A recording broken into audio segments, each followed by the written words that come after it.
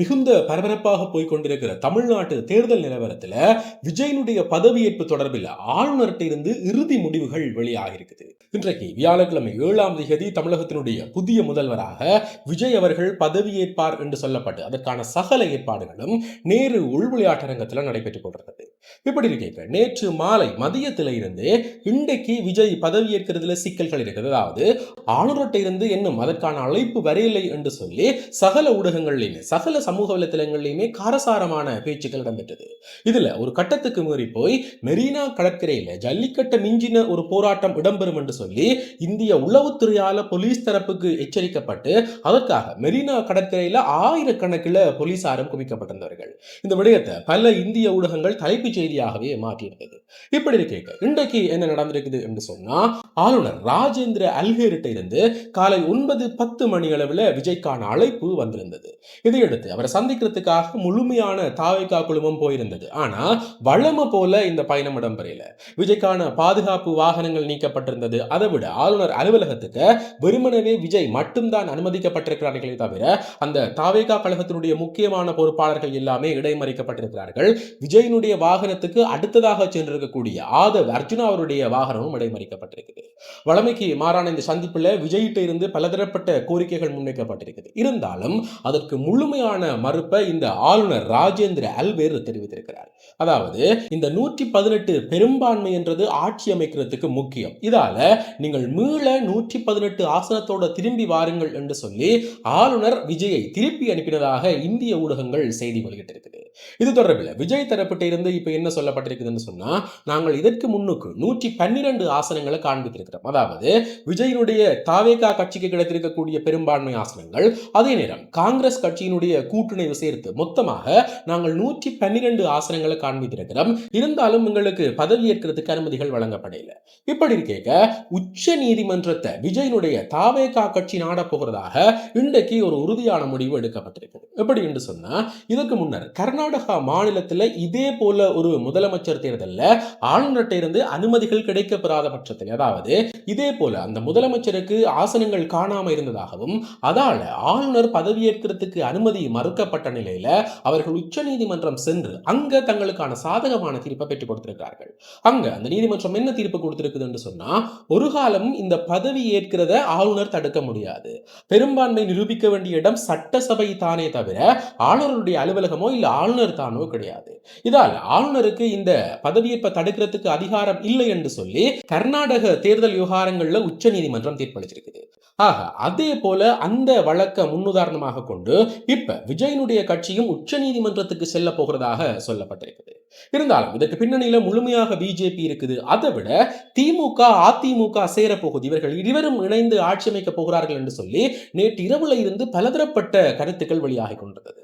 இது தொடர்பில் திமுக கட்சியினுடைய முன்னாள் முதல்வர் ஸ்டாலின் என்ன சொல்லியிருக்கிறார் என்று சொன்னா, அடுத்து வர்ற 6 மாதங்களுக்கு, அதாவது விஜய் பதவியேற்று அன்றையிலிருந்து 6 மாதங்களுக்கு இந்த தாவேகா கட்சியோடையோ விஜயோடையோ நாங்கள் முரண்பட போறது இல்லை.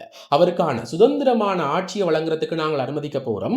அதுக்கு பிறகு எங்களுடைய எதிர்த்தரப்பு அரசியல் தொடரும். இருந்தாலும் அவர் சொல்லியிருக்கக்கூடிய வாக்குறுதிகள்ல பலது சிக்கலாக இருக்குது. அதாவது ஒவ்வொரு மாதத்துக்கு மகளிருக்கான வைப்பு தொகை 2500 ரூபாய் வழங்குறதுன்றது சாத்தியம் இல்லாத விடயம். அதை அவர் எப்படி வழங்க போறார் என்று தெரியாது. இருந்தாலும் கட்டாயமாக அந்த 1000 ரூபாய் கொடுப்பனவுன்றது வழங்கணும். அதே போல திமுக செஞ்சிருக்கக்கூடிய பல திட்டங்களை விஜய் தொடருவார் என்று சொல்லி நாங்கள் நம்புறோம். அதால அடுத்த 6 மாதங்களுக்கோ இல்ல இப்ப பதவியேற்கிற இந்த சூழ்நிலைகளிலோ நாங்கள் எந்த விதமான குழப்ப செயற்பாடுகளையும் ஈடுபட மாட்டோம் என்று சொல்லி ஸ்டாலின் அவர்கள் கருத்து வெளியிட்டிருக்கிறார். என்னதான் இருந்தாலும் இப்ப விஜய்க்கு மிகப்பெரிய சிக்கலாக இருக்கிறது இந்த 118 ஆசனம்.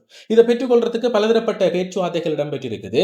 இதுல அதிமுக தரப்புல இருந்து பல உறுப்பினர்கள் இப்ப விஜயோட சேர தயாராக இருக்கிறார்கள் என்றது தெரிய வந்த பிறகு, அதாவது அதிமுக தரப்புல இருந்து இப்ப தேர்தலில் ஜெயிச்சிருக்கக்கூடிய பல நபர்கள் விஜயினுடைய கட்சி தாவைக்காவோட கூட்டணிக்கு தயாராக இருக்கிறார்கள் என்று சொல்லி அதிமுகவுடைய தலைமை பீடங்களுக்கு செய்தி போன பிறகு அதிமுகவில் இருந்து வென்றிருக்கக்கூடிய சகலரையுமே புதுச்சேரியில் இருக்கக்கூடிய ஒரு ரெசார்ட், அதாவது ஒரு விடுதியில தங்க வச்சிருக்கிறார்கள். அதாவது இவர்கள் வேறு யாரோடையும் பேரம் பேசாமல் இருக்க, வேறு கட்சிகளோட சேராம இருக்க புதுச்சேரியில் இருக்கிற ஒரு ரெசார்ட், ஒரு விடுதியில வைத்திருக்கிறார்கள். அதே போல விஜயனுடைய தாவேகா கட்சியில ஜெயிச்சிருக்கக்கூடிய சகல நபர்களையுமே மாமல்லபுரத்தில் அவர்கள் வளமையான சந்திப்புகளை நடத்தக்கூடிய அந்த விடுதியில விஜயனுடைய கட்சி தங்க வைத்திருக்கிறதாக, அதாவது வெளிநபர்கள்ட்ட இருந்து தாக்குதல்களை மேற்கொள்றது, மிரட்டி அவர்கள்ட்ட கையொப்பம் வாங்குறது என்று சொல்லி இப்படியான விடயங்களை தடுக்கிறதுக்காக நாங்கள் அவரை மாமல்லபுரத்தில் தங்க வச்சிருக்கிறோம் என்று சொல்லி விஜயனுடைய தரப்பு அறிக்கை வெளியிட்டிருக்குது. உண்மையிலேயே ஒவ்வொரு நொடியுமே மிகுந்த பரபரப்போட பல திருப்பு முனைகளோட இந்த தேர்தல் களம் நகர்ந்து கொண்டிருக்கிறது. இருந்தாலும் இந்திய அரசியல் வரலாற்றில் இப்படி ஒரு புதுமையான தேர்தல் இதுவரைக்கும் நடைபெறவில்லை. எப்படி என்றால், இந்த தேர்தலில் இருக்கக்கூடிய மிக முக்கியமான 3 நபர்கள், அதாவது அதிக வாக்குகளை பெற்றிருக்கக்கூடிய விஜய், அதே போல முன்னாள் முதல்வர் மு.க. ஸ்டாலின், முன்னாள் எதிர்க்கட்சி தலைவர் எடப்பாடி பழனிசாமி, இவர்கள் மூவராலையுமே இன்னமும் எந்த ஒரு அதிகாரத்தையும் கைப்பற்ற முடியல. 118 பெரும்பான்மை இல்லாதால முதல்வர் பதவியில இருந்து விஜய் விலகி இருக்கிறார். அதே போல இந்த தேர்தலில் தோல்வியுற்றதால எதிர்க்கட்சி தலைவர் பதவியில இருந்து மு.க. ஸ்டாலின் விலகி இருக்கிறார். அது மட்டும் இல்லாம என்னதான் அதிக வாக்குகளை எடுத்திருந்தாலும் அதே எதிர்க்கட்சி தலைவர் பதவிக்கு இந்த எடப்பாடி பழனிசாமி தெரிவாக மாட்டார். உண்மையிலேயே ஒரு வித்தியாசமான தேர்தல் நடந்திருக்கு. சரி, இப்படி இருக்க ஒருவேளை இந்த விஜய் தரப்பால 118 ஆசனங்களை 118 நபர்களை காண்பிக்க முடியாம போனா, பெரும்பான்மையை நிரூபிக்க முடியாம போனா, கிட்டத்தட்ட 2 கிழமைகளுக்கு பிறகு, அதாவது இந்த பெரும்பான்மையை நிரூபிக்கிறதுக்கு, சட்டசபையில இந்த பெரும்பான்மையை நிரூபிக்கிறதுக்கு விஜய் அவர்களுக்கு 2 கிழமைகள் 14 நாட்களுக்கு கிட்ட அவகாசங்கள் வழங்கப்படும். ஒருவேளை அப்படியும் அவர் நிரூபிக்க முடியாமல் போனா அடுத்த 6 மாதங்களுக்கு நேரடியாக குடியரசு கட்சி தலைவருடைய ஆட்சி தான் இடம்பெறும். அதற்கு பிறகு மீள தேர்தல் என்ற விடயத்தை அவர்கள் தான் முடிவு செய்வார்கள். இருந்தாலும் இது ஒரு புதுமையான தேர்தல் என்று சொல்லப்பட்டிருக்குது. இப்படி இருக்க அவர்களுடைய ஆசன எண்ணிக்கையை கூட்டிக் கொள்றதுக்காக 118 ஆசனங்களை காண்பிக்கிறதுக்காக இந்த காங்கிரஸோட கூட்டணி வச்சது போல, அதே போல விசிக திருமாவளவன் தரப்புல பேசப்பட்டது, பாமக, அதே போல கம்யூனிஸ்ட் கட்சிகள் என்று சொல்லி பலதரப்பட்ட நபர்கள்ட்ட பேச்சுவார்த்தை நடத்தப்பட்டது. இதுல 2 தரப்பு பதிலளிக்காம இருந்த நிலையில விசிக திருமாவளவன் என்ன சொல்லியிருந்தவர் என்று சொன்னா, எங்களால உடனடியாக பதில் சொல்ல முடியாது. அதாவது இந்த பேச்சுவார்த்தைகள் எல்லாமே நேற்றைய தினம் 6ஆம் தேதி இடம்பெற்றது.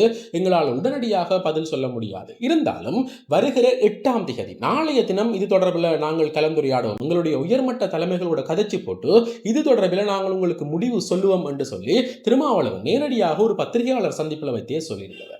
இப்படி இருக்க இன்றைக்கு 7ஆம் தேதி திடீரென்று மதியம் 12:30 மணி அளவில் முன்னாள் முதல்வர் மு.க. ஸ்டாலினுக்கும் திருமாவளவனுக்கும் இடையில ஒரு சந்திப்பு இடம்பெற்றிருக்குது. அதனுடைய புகைப்படங்கள் சமூக வலைத்தளத்தில் வெளியாகி பல சர்ச்சைகள் உருவாக்கி இருக்குது. இதால் விஜய்க்கு பெரும்பான்மை நிரூபிக்கிறதுல சிக்கல்கள் ஏற்பட போகுது, ஆட்சி அமைக்கிறதுன்றது இழுபறி நிலையாக மாறப்போகுது என்று சொல்லி பலதரப்பட்ட நபர்களால் கருத்து வெளியிடப்பட்டிருக்குது.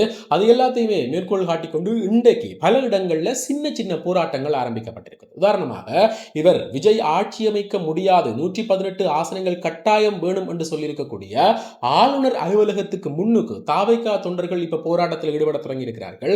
அதே போல விஜயினுடைய ரசிகர்கள், தொண்டர்கள் எல்லாருமே தமிழ்நாட்டில் பல இடங்கள்ல பிரச்சனைகள், அதாவது பல செயற்பாடுகள் ஈடுபடலாம் என்றதை கருத்தில் கொண்டு பல இடங்கள்ல பாதுகாப்புகளும் பலப்படுத்தப்பட்டிருக்குது. இது தொடர்பில் உங்களுடைய கருத்துக்கள். இன்றைக்கு இந்த இந்திய தேர்தல், இந்தியாவுடைய தமிழ்நாட்டு தேர்தல் என்றது உலகத்தில் எப்படியான பேசு பொருட்களை எல்லாம் உண்டு பண்ணி இருக்குதுன்றதை பற்றியும், இது தொடர்பில் உங்களுடைய கருத்துக்கள் என்னன்றதையும் மறக்காம கமெண்ட்ஸ்ல சொல்லுங்க. இதே போல மேலும் ஒரு முக்கியமான பிரியோசமான தகவலோட இன்னும் ஒரு காணொளியில் சந்திக்கிறேன். நன்றி.